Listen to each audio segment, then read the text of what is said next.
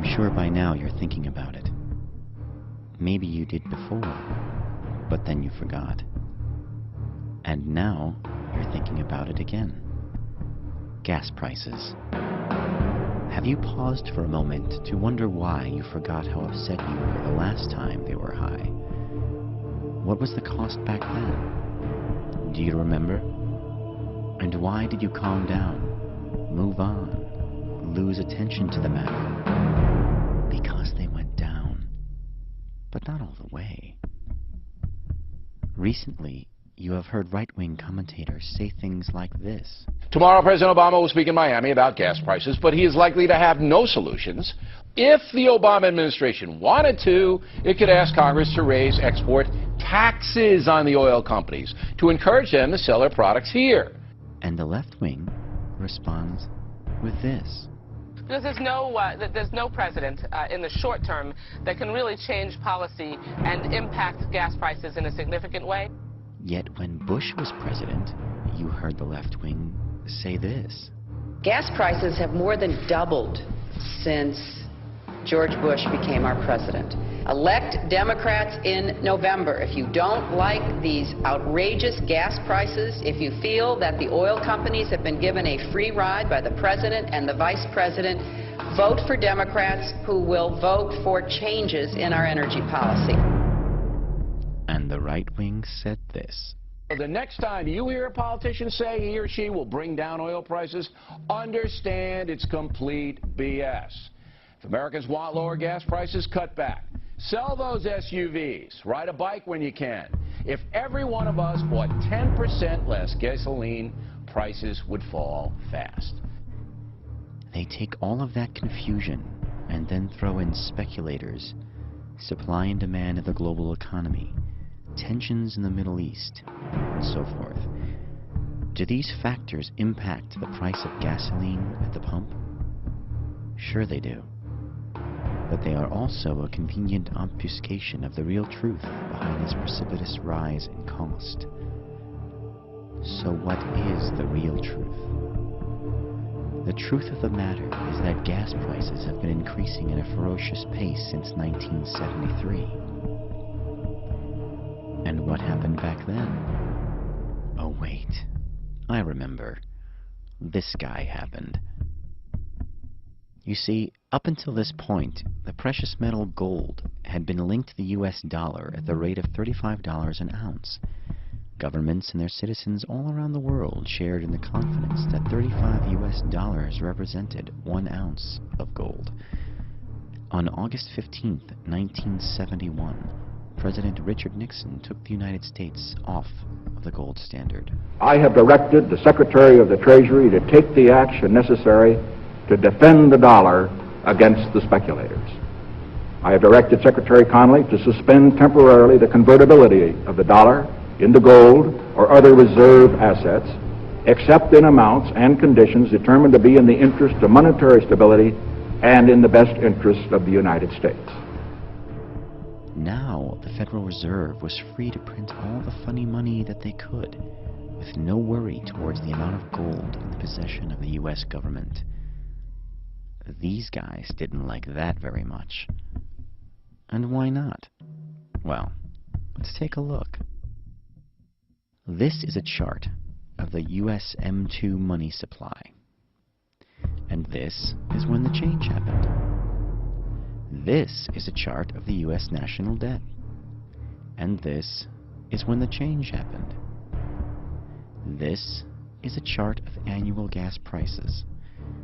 And this is when the change happened. Let's break this down into simpler terms.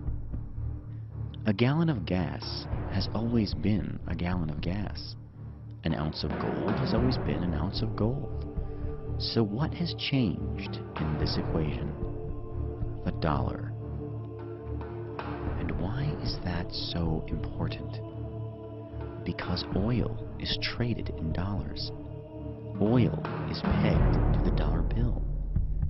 Prior to the Nixon administration taking the U.S. off of the gold standard, everyone knew exactly how much gold value they would get for selling a barrel of oil. Let's say, for argument's sake, that back then a barrel of oil cost $35. That, at the time, was directly exchangeable for 1 ounce of gold. When the gold standard went away, the U.S. government, in concert with the Federal Reserve, inflated the national debt and money supply, and it has been on a rocket ship trajectory ever since. To continue our example, let us say that you doubled the amount of dollars in circulation. What happens to that barrel of oil? Well, it's still a barrel of oil. But our oil-producing friends aren't fooled by this. You just doubled the amount of dollars in circulation. This halves the value of all of the other dollars that existed before the increase. It also halves the value of that $35 our oil-producing friends were collecting for that barrel. Well, they're not just about to lose value, now are they? For the value to remain even, they double the price to $70. So you see, the more money we print, the higher gas prices will go. Priced in gold 50 years ago, 1 ounce bought a little more than 100 gallons of gas. Today, an ounce of gold buys nearly 423 gallons of gas. Let me show you this debt chart again. So where do you think the gas prices are headed? You know who doesn't mind this too much? Our state and local governments. And why is that? Well, you pay tax on each gallon of gas that you buy. And when the gas prices are higher, we are filling their coffers ever more quickly. This will continue as long as the Federal Reserve continues printing money. Something else you may not be aware of. The Federal Reserve is no more federal than Federal Express. You see, the Federal Reserve is a privately held entity. It is very secretive with respect to its inner dealings and does not have to answer to public freedom of information requests. In fact, the first audit ever of the Federal Reserve by Congress, and it was only a partial audit, revealed that $16 trillion had been secretly given out to U.S. banks and corporations and foreign banks everywhere from France to Scotland. How deep does the rabbit hole go? Would you mind repeating the question one more time? What have you done to investigate the off-balance sheet transactions conducted by the Federal Reserve, which, according to Bloomberg, now total $9 trillion in the last 8 months? I'll have to look specifically at that Bloomberg article. I'm not, I don't know if I have actually seen that particular one. That's not the point. The question is, have you done any investigation or auditing of off-balance sheet transactions conducted by the Federal Reserve? At this point, we're conducting our lending facility project at a fairly high level and have not gotten to a specific level of detail to really be in a position to respond to your question. Chairman, my time is up, but I have to tell you honestly, I am shocked to find out that nobody at the Federal Reserve, including the Inspector General, is keeping track of this. $9 trillion missing from the Federal Reserve. $9 trillion.